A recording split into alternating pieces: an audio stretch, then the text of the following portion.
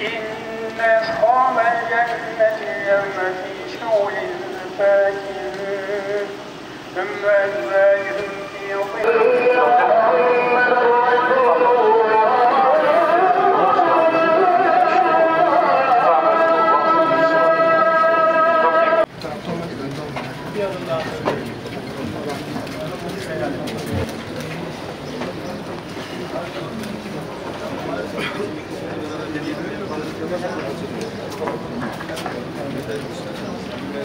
Estaizu billah, külle nefsin zâikatul mevt, sümme ileyna turcaun, sadakallahul azim. Ümmet-i Rahman'a kavuştular. Bu mücadele esnasında şehitlik mertebesine ulaştılar.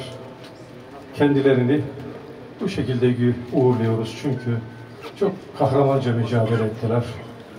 Herkes mücadele etti, etmeye devam ediyor. Helal edin. Helal edin. Rabbim şahitliğinizi ve helalliğinizi kabul eylesin. Rahmetiyle muamele eylesin. Cennetiyle ikram eylesin inşallah. Allahu Ekber. Allahu Ekber.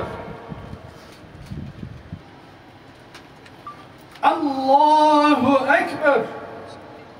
Esselamu Aleyküm ve Rahmetullah. Esselamu Aleyküm ve Rahmetullah.